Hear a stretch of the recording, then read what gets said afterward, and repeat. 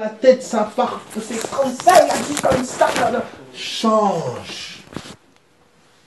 Maintenant, cette faculté-là, Dieu te dit, c'est une grâce. Mais j'aimerais que tu sois tout aussi têtu comme ça pour ma parole, pour mes promesses. J'aimerais que tu sois tout aussi têtu comme ça quand tout le monde condamne cette personne. Que tu sois capable de prendre position pour elle. Voilà là où je veux voir ta têtutesse. Voilà les dons naturels. Regardez maintenant comment beaucoup sont devenus têtus. C'est têtu chez leurs parents. D'autres têtus chez les enfants. L'enfant te dit non, regarde ça, tu t'es trompé. Non, non. Des parents têtus. Change. Alors, ils avancent comme ça, ils avancent comme ça. Et ce jeune petit a vendu tous ses biens. Il a dilapidé tous ses biens comme ça avec les prostituées. Et il est arrivé, écoutez, quand vous vous entêtez dans une position qui n'est pas bonne, écoutez, vous finirez à manger la nourriture des cochons. Vous finirez en fait à un stade où vous vous dites, ouais, mais comment j'ai pu arriver à ce point-là? On voit des personnes, vous voyez quelqu'un, je ne sais pas moi, un adulte, un petit enfant de 10 ans qui t'a mal parlé. Non, non, il se prend pour qui? Non. Alors vous voyez un adulte qui a de la rancune et de la colère envers un enfant de 10 ans. 10 ans, tu as 5 fois, 6 fois, 2 fois, 3 fois son âge. À chaque fois que tu vas maintenir des choses charnelles dans ta vie, tu finiras par avoir le comportement d'un animal. Tu commences à crier à tout va, tu t'emportes pour rien. Tellement de choses dans ton cœur. Et quand tu t'assois, essaie de te regarder un peu. Regarde Jésus, le modèle parfait. Et regarde-toi. Tu ne vois pas qu'il y a un souci. Tu vas voir certaines personnes dans l'immoralité. C'est devenu comme des animaux. Comme des animaux. Je ne peux pas me passer de ça. Je ne peux pas me passer de ça. Drogue, autre, quoi que ce soit. Ah, je ne peux pas me passer. Comme un animal. Mais Dieu a fait de toi un prince, une princesse. Ce n'est pas ton standing. Tu n'es pas né pour vivre dans une telle bassesse. Le fils prodigue a pris ses biens. Il est parti les dilapider. Il s'est retrouvé à manger la nourriture des cochons. Des porcs. Des choses que tu peux faire dans le secret dont tu rougis si on les mettait sur un projecteur ici. Ce fils prodigue décide de rentrer à la maison. Il dit non, c'est pas possible. Avec mon père, au moins, je mangeais quand même de la bonne nourriture. Même les serviteurs chez mon père, même ceux qui ne sont même pas enfants, ont quand même une bonne nourriture. Je ne vais pas continuer à manger ça. Mais il se dit, comment je peux retourner chez moi, sachant que j'ai fait ça? Quelle honte! Il fait déjà le programme dans sa tête, quand je vais rentrer, je vais demander pardon à mon père, je ne suis vraiment pas digne. Il n'imagine même pas qu'il soit digne encore d'être appelé fils. Et c'est ce qui va arriver parfois quand la culpabilité va te prendre, quand tes yeux vont s'ouvrir sur le mal que tu as pu faire, sur l'attitude mauvaise que tu as pu avoir. Quand tes yeux vont s'ouvrir sur le fait que la position que tu as prise était fausse, que tu as été trompé, que tu as haï des gens, tu as détesté des gens, alors qu'en fait c'était un mensonge. Quand tu vas réaliser que la haine qui est dans ton cœur, la colère, l'amertume, la jalousie, n'avait pas lieu d'être dans ton cœur. C'est maintenant cette honte-là avec laquelle le fils prodigue veut rentrer à la maison. Et j'aime cette parole. La parole dit, alors qu'il était encore loin. Le Saint-Esprit précise. Alors qu'il était encore loin. Ça veut dire loin dans la sainteté. Loin dans l'amour. Loin dans la volonté de Dieu. Loin de Christ. Loin d'être parfait. La parole dit alors qu'il était encore loin. Qu'est-ce que le Père va faire? C'est lui qui va courir vers le Fils. C'est lui qui s'est déplacé. Il ne s'est pas déplacé avant que le Fils prodigue n'ait l'intention de rentrer à la maison, de revenir à l'état originel. Je ne veux plus de cette colère. Je ne veux plus de cette haine. Je ne veux plus vivre comme un animal. Je ne veux plus de cette addiction-là. Dès l'instant où le fils prodigue a voulu de nouveau manger la nourriture des fils, le père a quitté son palais, il a couru vers son fils. Il l'a pris dans ses bras. Et regardez la scène ici. Vous avez le fils prodigue qui est en train de faire tout son plaidoyer qu'il a préparé, tout son argumentaire qu'il a préparé. Pardonne-moi, j'ai péché contre le ciel et contre toi, je suis désolé. Ok, quand je verrai mon père, je lui dirai ça. Et il arrive, il voit son père. Il fait le speech qu'il a préparé. Son père organise une fête. Lui prépare des nouveaux vêtements. C'est-à-dire là, vous aviez deux angles. Vous aviez le père qui était tellement dans la joie de voir son fils rentrer à la maison qu'il n'écoute même pas son argumentaire. Il est tellement occupé de le repositionner dans son standing. Alors que le fils est encore là à se dire, oui, je demande pardon, tout ça de ce que j'ai fait. Ah, le père n'était pas là. Il lui préparait une fête. Il était en train de le repositionner. Tel il est, tel tu es. Comment le père, alors que la personne était encore loin, elle a juste fait la démarche, le père l'a pris dans ses bras, lui a préparé une position dans son standing parce qu'il est fils. Pourquoi toi tu retiens la faute? Non, il a fait quand même un geste, mais c'est pas assez. Il faut que... Pourquoi toi tu penses comme ça? Pourquoi tu ne sais pas apprécier même le faible intention? Attention. Pourquoi? Alors que ton père, les premiers pas du fils prodigue pour rentrer à la maison, le père a apprécié. Il s'est même déplacé, il a couru vers son fils, sa fille, son ami, son frère, sa sœur, son parent. Est-ce que ça va?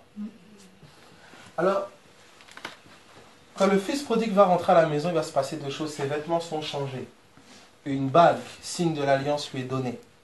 Et de son statut, son rang, tout lui est redonné. Qu'est-ce qu'il a fait pour mériter ça? Rien. Il a accepté l'appel.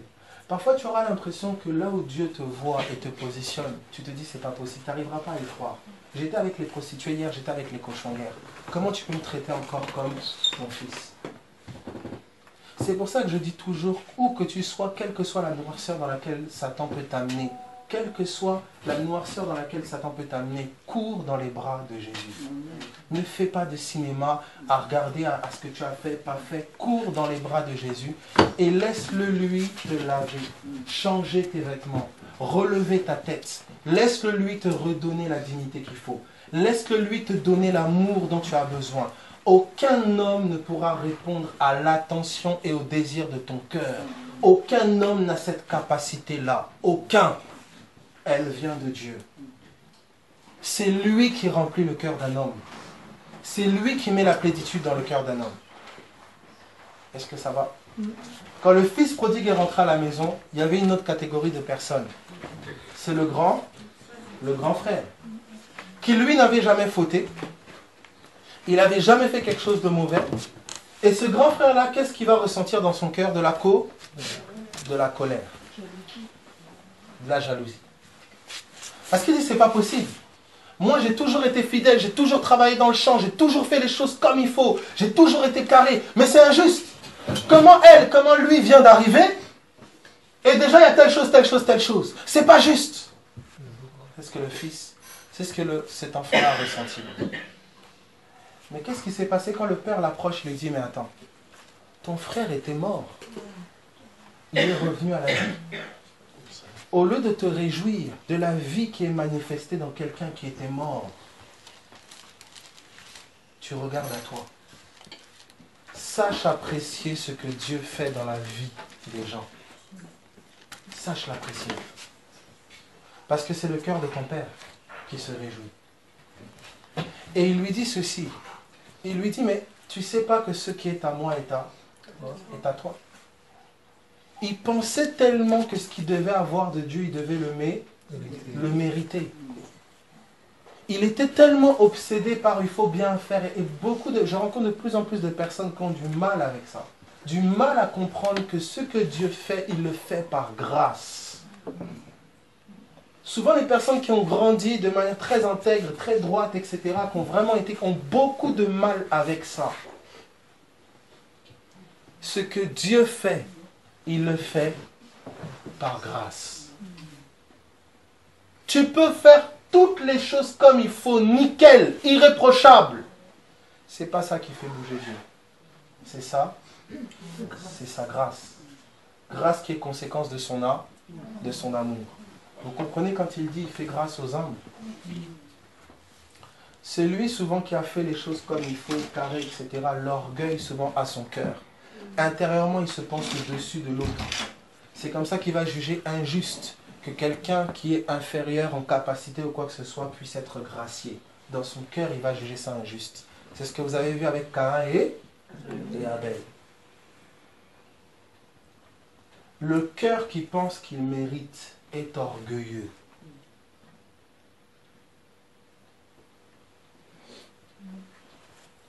Mais celui qui est au sol sait discerner la grâce. C'est pour ça, parfois, Dieu va t'amener à regarder depuis en bas. Il va t'amener au sol. Pas te casser, non.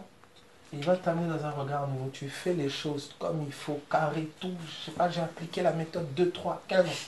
Tout ça comme il faut, mais je ne comprends pas. Ça ne fonctionne pas. Qu'est-ce que j'ai fait?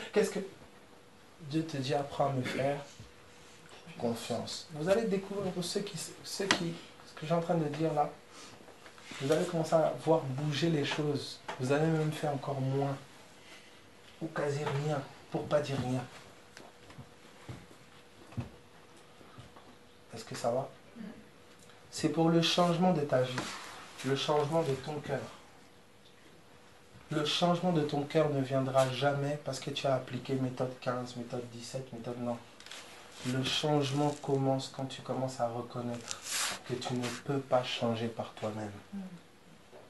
Que c'est lui qui doit faire entrer sa vie, installer son règne en toi. Donc ta position à toi, c'est Seigneur, je me soumets. J'incline mon cœur, qu'il me soit fait selon ce que toi tu veux. S'il faut renoncer à ma justice, à la reconnaissance des hommes, aux éloges, aux applaudissements, à ce que les gens me regardent, s'il faut renoncer à une position, s'il faut accepter de n'être rien, Seigneur, je l'accepte, mais je t'en supplie, que ta grâce soit manifestée et incarnée en moi. Parce que ta grâce, c'est ma vie. Voilà l'évangile. Alors, regardez maintenant les œuvres de l'esprit. Regardez ce qu'il dit. Verset 22. Même Marie, je ne sais pas si vous avez entendu, elle a dit les fruits. Hein. Oui, c'est vrai. Voilà. Oui. Elle a dit les fruits de l'esprit spontanément parce que beaucoup ont souvent cette pensée, les fruits de l'esprit. Qui a cette pensée-là? Les fruits de l'esprit. Qui a déjà entendu ça? Ok? Ça, ce n'est pas du tout l'enseignement de l'Écriture. On ne parle pas des fruits de l'esprit. On parle du fruit de l'esprit, au singulier. Dans ce fruit-là, en fait, vous allez comprendre que ce fruit-là, c'est une vie. Mais le fruit de l'esprit, c'est l'amour. Le fruit de l'esprit, c'est l'amour, l'amour, la joie, la paix, la patience, la bonté, la bénignité, la fidélité, la douceur, foi ici, douceur, la tempérance. La loi n'est pas contre ces choses. Vous entendez? Alors notez ici, si vous venez dire à quelqu'un tu as besoin de l'esprit, il peut vous dire non, moi j'ai pas besoin de l'esprit. Mais cette personne-là cherche la paix. Quelqu'un qui cherche la paix cherche quoi? Dieu. L'esprit. Quelqu'un qui cherche la joie cherche quoi?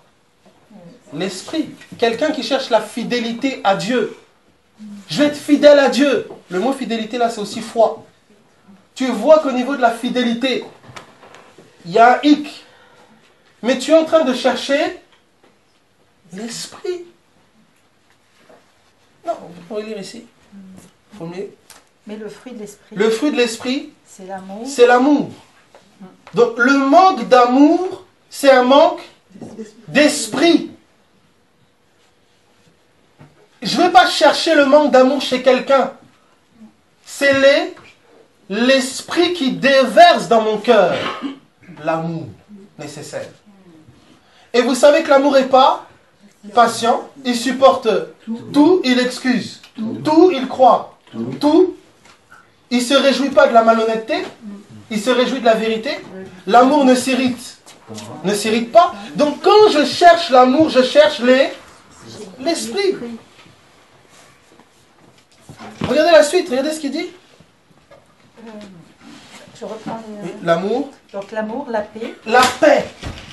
Non, toi qui cherches la paix, tu te dis, ah, quand j'aurai telle somme d'argent, là si j'arrive à avoir telle somme d'argent, là c'est bon, vraiment je serai en paix.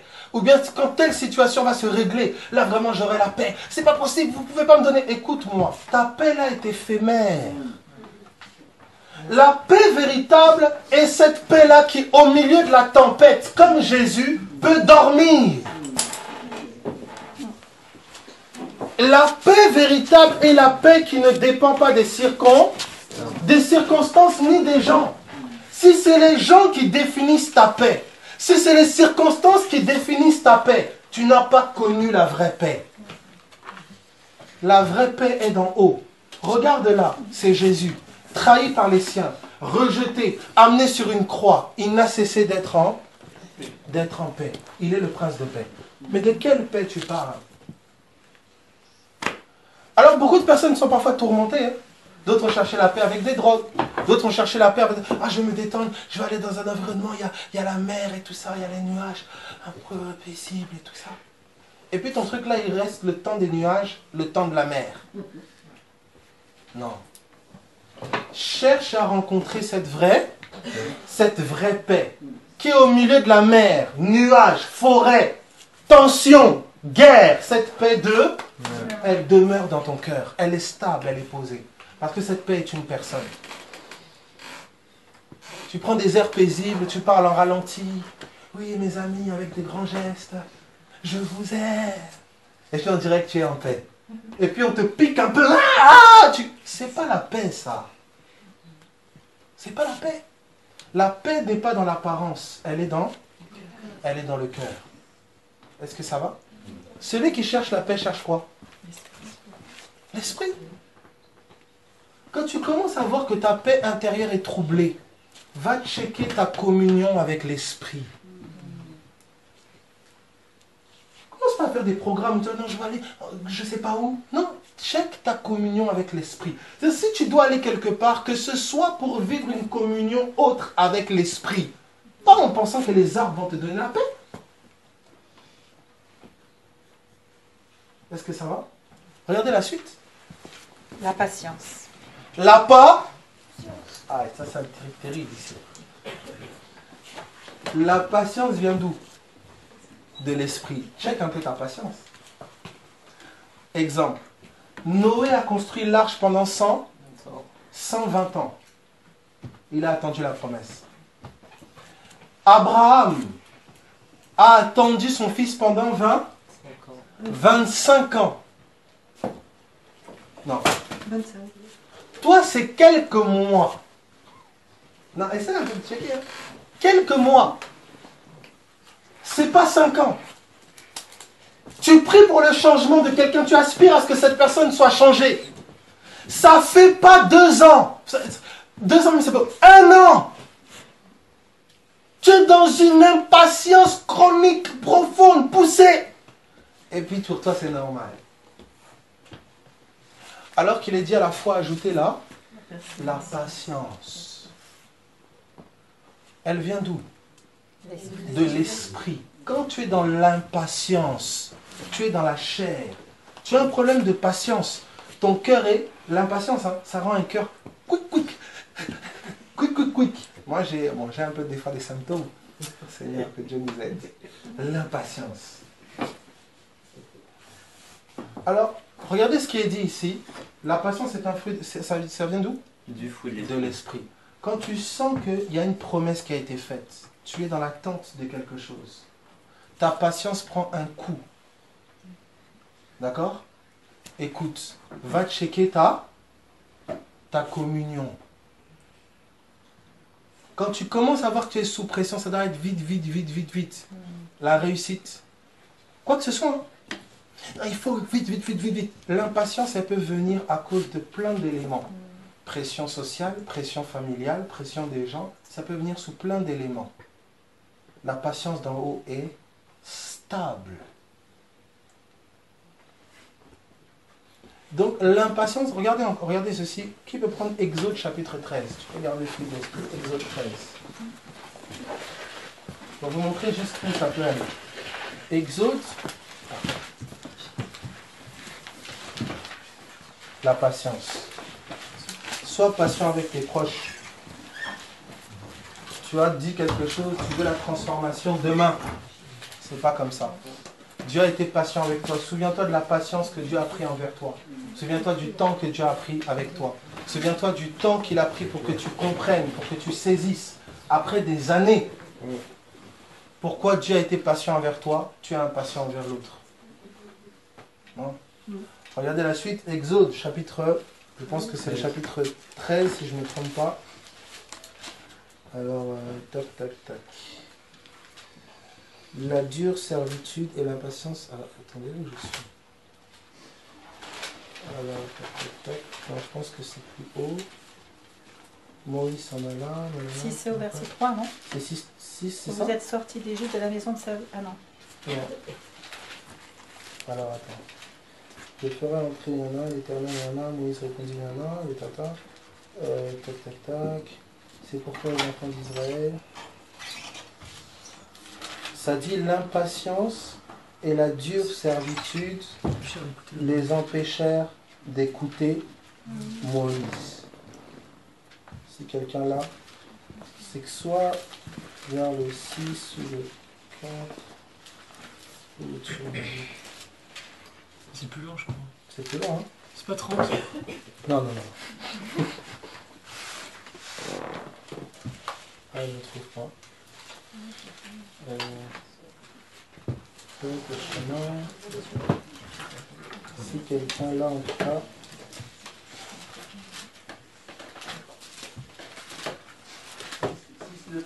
C'est 6-9, ok. Alors regardez, ça dit ceci, 6-9.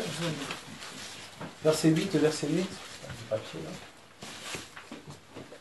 Le verset 8. Je vous ferai entrer dans le pays que j'ai juré de donner à Abraham, à Isaac, à Jacob.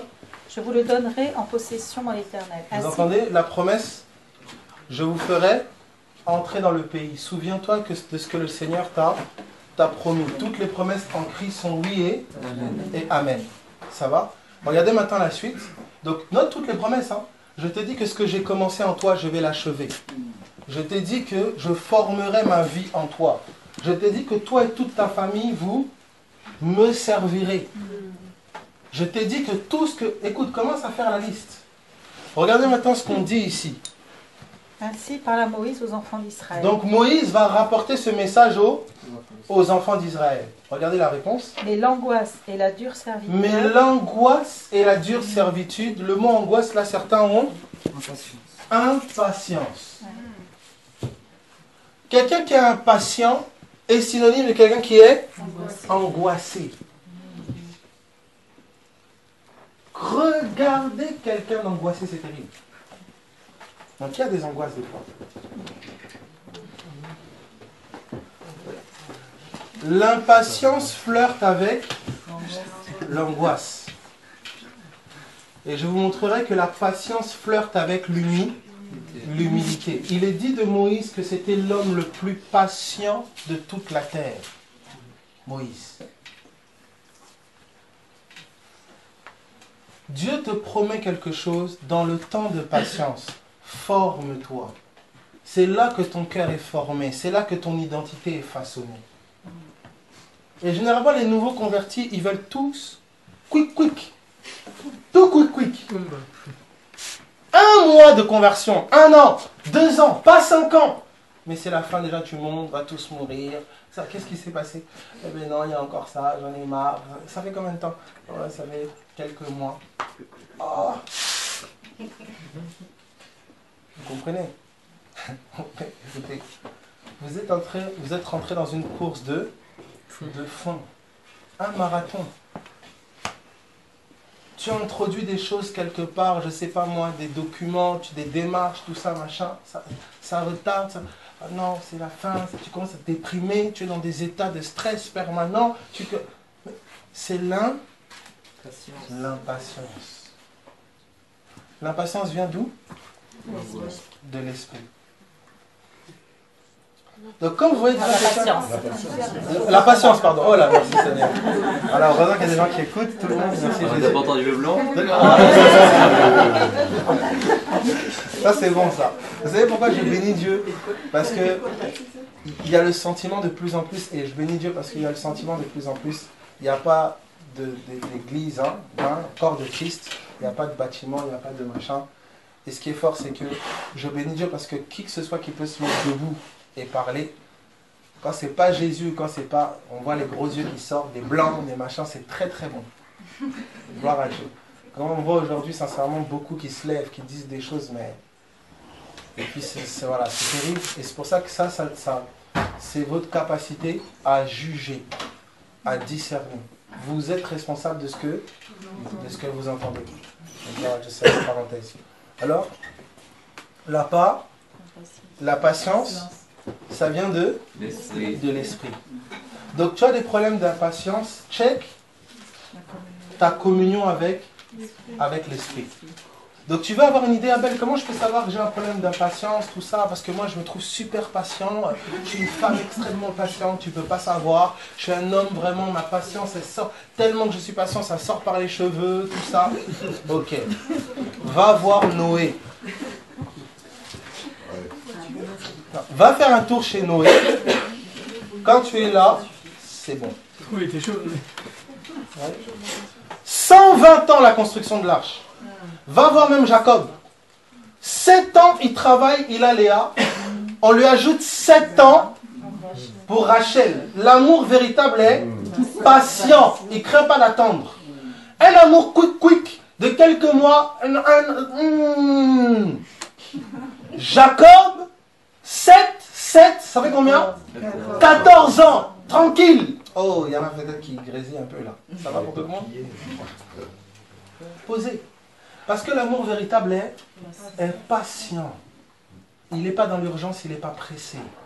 Pourquoi? Parce qu'il vient de l'éternité. Il n'est pas soumis au temps. Oui. Jacob, on a aussi changé 100 fois son salaire. Et Noé, il a construit un bateau en plein dans les terres. Voilà. Il l'a pas construit sur le port, tranquille, il l'a construit en plein dans les terres. Il n'y avait pas de goutte d'eau. Il était vraiment... Donc, regardez la mentalité. Hein. On a annoncé à Noé un déluge, et il construit le bateau, il n'y a pas une goutte de pluie. Ça veut dire que la patience, c'est le terrain de la foi ferme. Ça veut dire que tu es en train de construire une arche alors qu'il n'y a pas d'eau. Quand on te demande, mais qu'est-ce que tu fais? Toi, tu es en préparation de ce qui arrive. Dans la patience, tu vas commencer à agir comme si la chose était déjà là. Parce qu'elle est au-dedans de toi. C'est dans la patience que tu vas apprendre. La patience va avec la confiance. Comment? C'est ça? Bien sûr.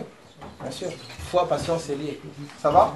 Mais encore plus loin, ça vient de l'esprit. Là, tu as touché à la fidélité, à la foi. Ça vient aussi de l'esprit. Donc, regardez bien. Pour vous aider un peu des fois, comment le raisonnement logique. Bonjour Abel, ça va et tout ça. Écoute, ces temps-ci, moi j'en ai marre, j'en peux plus. Genre, ah ok, d'accord, ça fait, oui. Et tout ça, ça fait 6 mois. 6 mois, je te dis, je me tape la tête, j'essaye de lui dire les choses. 6 mois ça va. Ok. Non, on va prier. Quand vous entendez ça, vous entendez manque de l'esprit. Il ne faut pas aller loin. Vous devez avoir des traducteurs dans vos oreilles. Je vous dis. Si vous ne écoutez pas d'après la parole, vous allez passer du temps et des heures dans l'âme. Au lieu d'amener une personne dans l'esprit. Et quand l'esprit va commencer à amener la personne dans l'esprit, la personne va commencer à voir que, généralement vous entendez, hein, comment ça va? Écoute, oui, il fait ses trucs, voilà. Moi j'ai confiance en Jésus, je me comprends. Là l'esprit bouge. Parce que la patience vient du fait que tu as les yeux sur Jésus et plus sur la situ, ni les gens. Regardez la suite. La bonté. La bonté. Tu es bon envers les gens. Il suffit qu'on te fasse du mal. Il suffit que quelqu'un ne reconnaisse pas. Alors ça c'est... Je viens voir Marie. J'offre quelque chose à Marie. Discrètement. Et puis quelqu'un arrive, il vient dire à Marie, ouais, t'as vu ce qu'il lui a offert, hein, mais franchement, il aurait pu faire mieux. Bref, on critique l'acte bon que j'ai posé. et j'arrête d'être bon. Si ta bonté est régulée en fonction de ce que les personnes sont avec toi, écoute-moi, c'est une bonté charnelle. Tu n'es pas bon avec les gens parce qu'on est bon avec toi. Tu es bon parce que c'est ta nature. Tu es né de Dieu et Dieu est bon. Il est bon. La bonté vient d'où? De l'esprit. Quand tu commences à voir que tu n'arrives pas à supporter quelqu'un, même pour prendre la chaise, pour dire à la personne, tiens, ton cœur gratte. Un manque de l'esprit. Regardez la suite. La bénignité. La bénignité, qui sait ce que c'est? Hein? La bénignité, c'est un peu douceur, tout ça. Ça va, bienveillance. Tu vois? Tu veilles sur les gens. Tu fais attention aux gens. Hein? Tu ne fais pas ton truc à toi. Et puis tu te moques de ce que les gens... Caïn a dit qui? Je ne suis pas le gardien de mon frère. Hein? Tu ne peux pas être là. Tu te disputes, tu fais n'importe quoi. Il y a des plus jeunes dans la foi. Hein? Ça, j'exhorte beaucoup à ça. Il y a des plus jeunes dans la foi, tu es là, tu fais n'importe quoi, ne prenant pas en compte, n'étant pas bienveillant avec tes petits frères et tes petites sœurs. N'étant pas bienveillant envers tes amis. C'est une responsabilité. Ça vient d'où? De l'esprit. Donc quand vous voyez quelqu'un qui n'est pas bienveillant, vous pouvez parler du matin jusqu'au soir, hein, le problème il n'est pas là.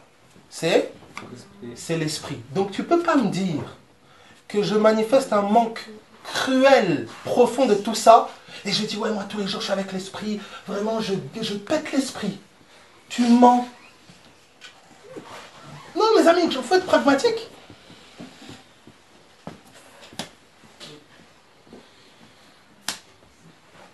Je ne peux pas. Clairement, lorsque l'esprit abonde, ces choses abondent. Mes amis, même moi qui suis là, ces choses n'abondent pas. Voilà pourquoi je cherche. Est-ce que ça va? Où est-ce qu'on va voir ces choses abonder? C'est dans l'épreuve. Regardez, je vais voir un frère qui va se disputer avec un autre. Je regarde. Au bout d'un moment, quand l'un des deux commence à chercher la paix, vouloir calmer, vouloir aller vers l'autre, je vois l'esprit. Mais je vois, non, il a rebondir tout ce qu'il veut, il me fait chier. Non. Mais c'est la chair. L'esprit est conciliant. Et il cherche toujours la paix. C'est pour ça que Jean dira il faut qu'il y ait des sectes parmi vous. Afin qu'on reconnaisse ceux qui sont de Dieu. Bien sûr. C'est dans l'adversité que vous allez voir les fils de paix.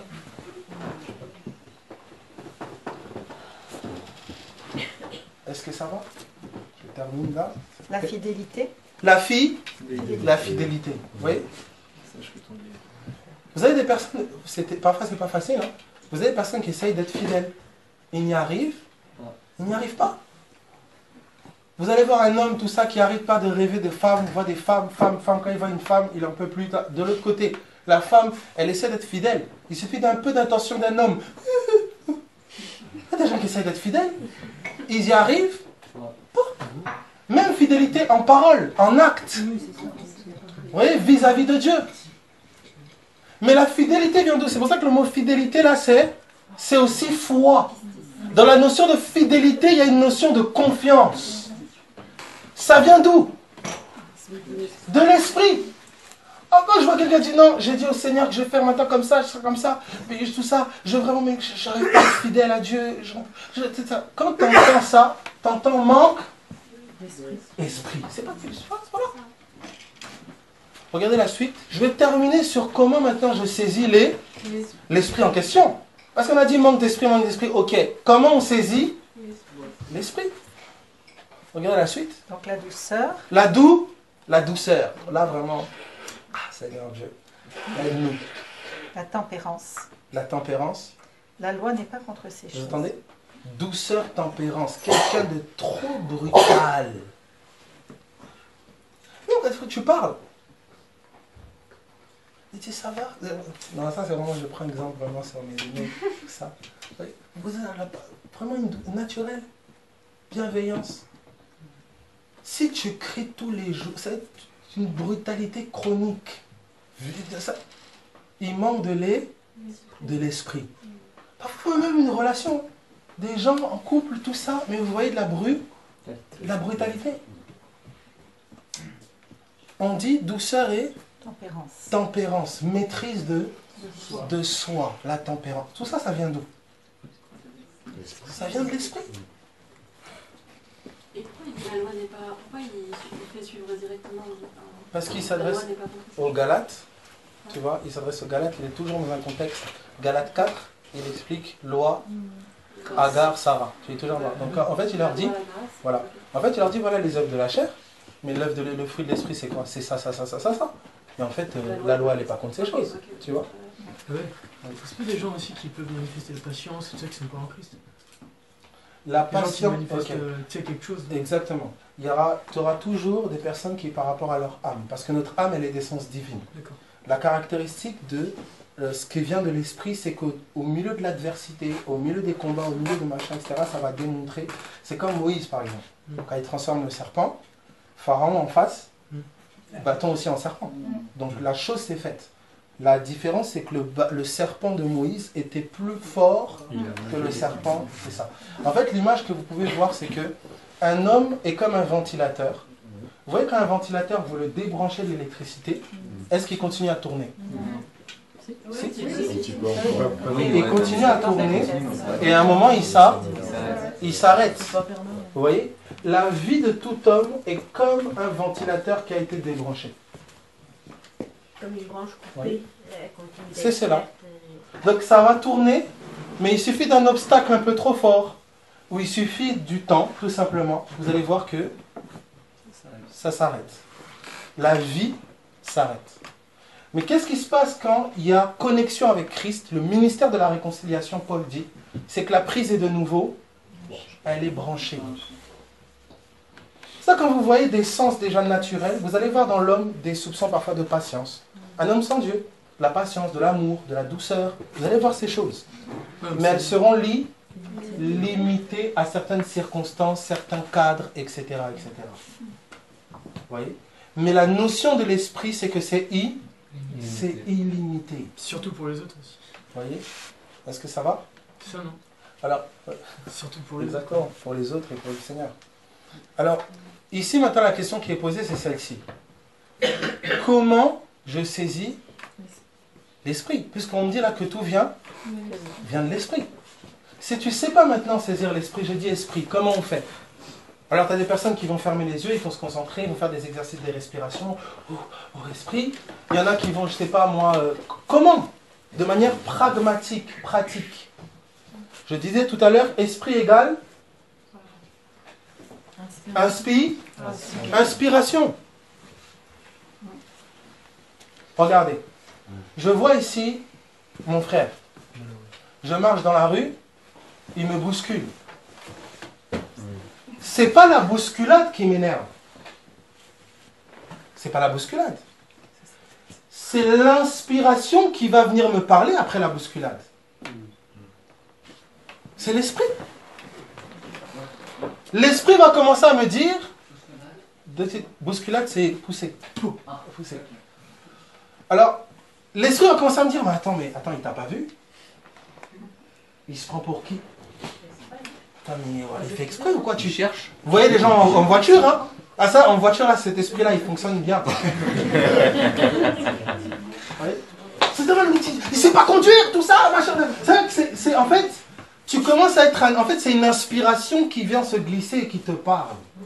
Elle t'insuffle des pensées. Ce sont ces pensées-là qui vont t'emporter, t'énerver. C'est pas la bousculade en soi. Regardez le même exemple. La même bousculade.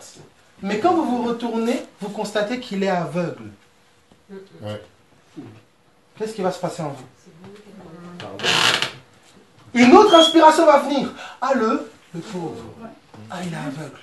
Vous allez même parfois aller jusqu'à vous excuser, alors que c'est lui qui vous a bousculé.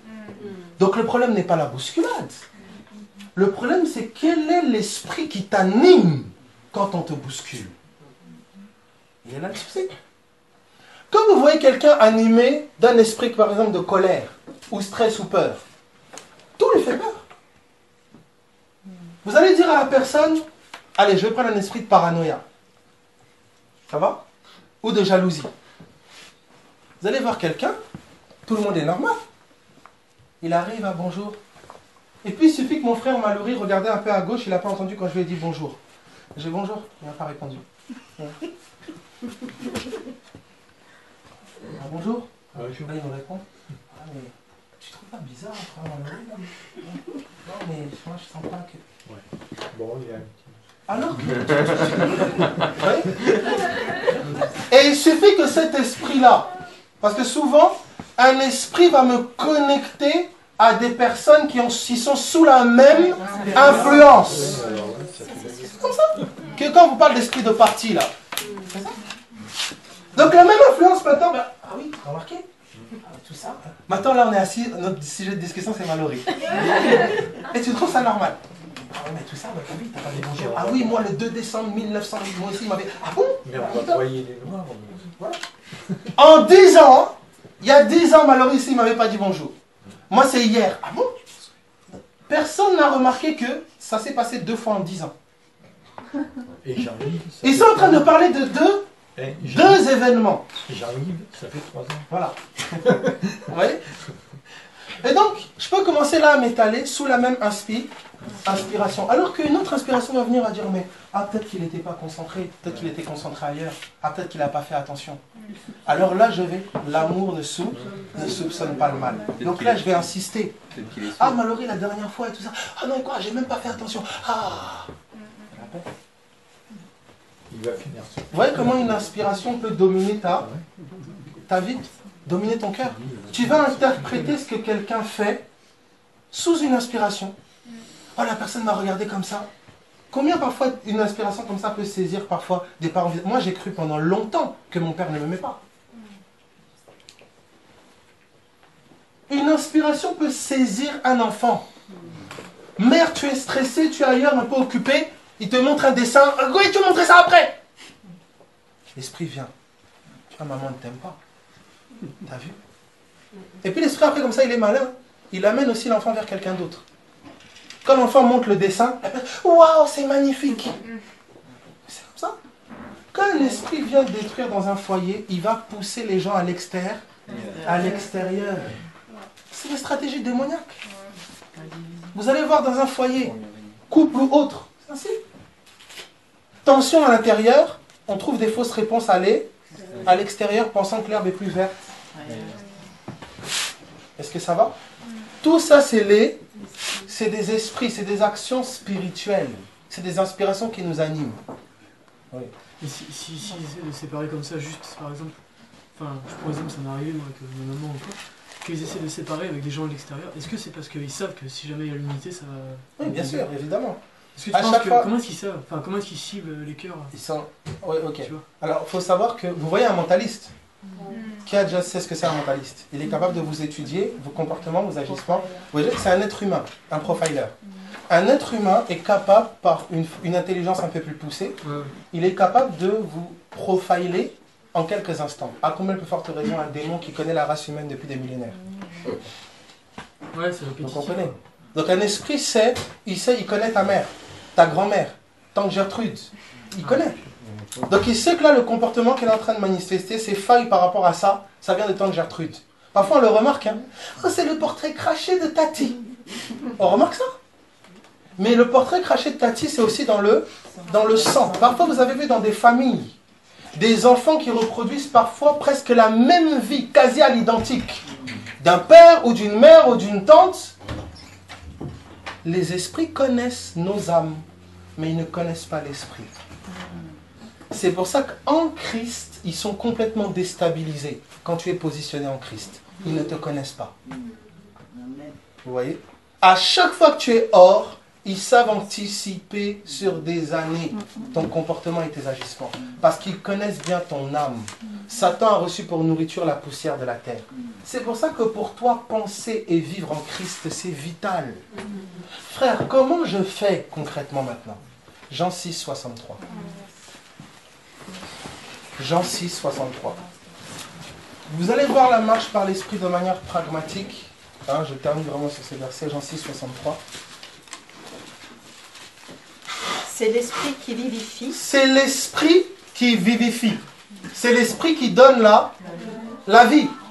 On l'a vu ensemble, c'est l'esprit qui donne l'amour, la paix, la tempérance. On dit ça vient de l'esprit. Regardez ce qu'il dit maintenant. La chair ne sert de rien. La chair ne sert de rien. Tu peux essayer charnellement d'être plus patient, plus doux, faire des efforts charnels. Ça connaîtra ses limites.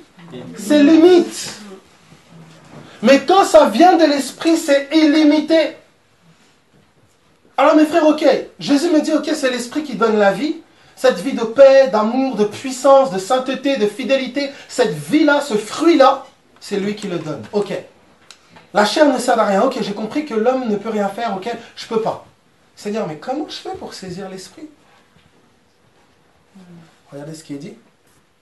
Les paroles que je vous ai dites. Les paroles que je vous ai dites sont esprit et vie.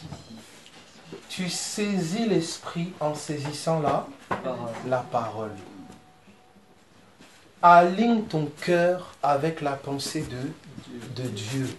Nous amenons toute pensée captive à l'obéissance de Christ. Ça veut dire que toutes mes pensées, je les soumets à la pensée de Christ. La manière dont tu es attaché à l'esprit, c'est la manière dont tu es attaché à sa promesse. Ils marchent de pair et ensemble. Ils sont indissociables. C'est pour ça que lorsque Paul vous parle d'être rempli de l'esprit, il dit « Entretenez-vous par des cantiques, des psaumes et toutes ces choses. » Regardez l'exemple avec l'esprit de colère. Quand l'esprit de colère te saisit, il t'anime de paroles de colère. Il te remémore. Ah, ça c'est ce qu'on t'avait fait. Hein. Telle personne te parle mal. Depuis petit, on t'a toujours insulté, mal parlé, dénigré. Maintenant, tu as grandi, un peu d'assurance. Quelqu'un te croise, on t'insulte. Tu peux pas me laisser marcher sur les pieds. Hein. Toute ma vie, ça a été comme ça. Là, tu commences à péter les plombs. Parce qu'on ne t'a pas laissé passer dans la queue à la caisse. La personne commence à s'énerver, pas possible. C'est pas la caisse le problème. C'est que cet événement-là a permis à un esprit de remémorer à la personne des choses passées. C'est ça qui met la personne dans cet état. Voilà pourquoi Jésus avait dit, faites ceci en mémoire de moi. Jésus a dit, quand le Saint-Esprit viendra, il vous rappellera.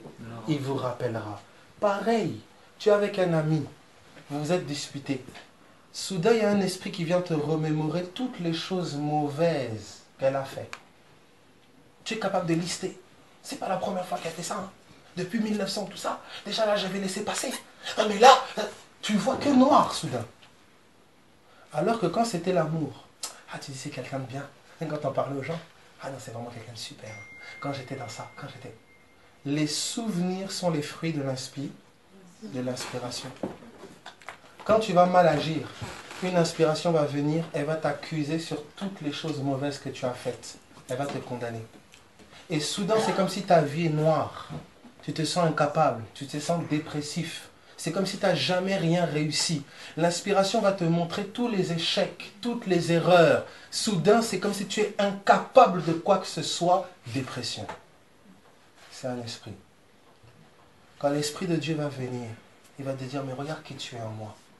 Tu ne me connaissais pas avant. Je suis venu habiter dans ta vie. Ton cœur a commencé à être changé. Regarde la telle réaction. D'habitude, tu n'agissais pas comme ça. Tu réagissais comme ça. D'habitude, ça durait 1 heure. Mais là, regarde, ça dure 50 minutes. Tu as gagné 10 minutes. L'Esprit de Dieu vient avec une autre inspiration qui va façonner en toi la confiance, la patience, la paix, l'amour. Voilà sur quelle question je finis. Sous quelle inspiration tu vis? Quelle inspiration t'anime? L'inspiration de Dieu, l'Esprit de Dieu, produit la vie de Dieu. Une autre inspiration produit une autre vie. Un parent qui va dire, l'enfant est allé quelque part, on l'a un peu bousculé. Faut pas te laisser faire, hein? Hein? On nous a suffisamment marché sous les pieds. Non. C'est une inspiration qui est en train de parler, qui remplit le cœur de l'enfant de de parole et le met sous la même inspiration. L'enfant va, il dit l'enfant, on va pas chemin, il devient violent. C'est une inspiration. C'est de l'abondance du cœur que la bouche parle. Tu dois savoir que ce qui t'anime, c'est toujours une influence. Quand tu as des idées, des raisonnements, c'est toujours la conséquence d'une inspiration. L'exemple que je donne, c'est l'hôpital psychiatrique. Des gens qui sont animés par un esprit mauvais, ok? Pour pouvoir couper leur connexion avec cet esprit, on les bourre de médicaments. Pour qu'il n'ait plus cette communication. Voilà comment ils n'arrivent plus à penser ni à réfléchir. C'est comme ça qu'ils sont calmes. Enlever les médicaments, ces inspirations-là commencent à affluer en pensée. Simplement. La première connexion que tu as avec le monde des esprits, c'est via ta pensée, les pensées de ton cœur. C'est pas loin. Ça va? Ok, ça est Denis. J'avais un petit truc à demander aussi, j'aurais besoin juste du discernement un peu. C'est qu'il m'est arrivé une expérience.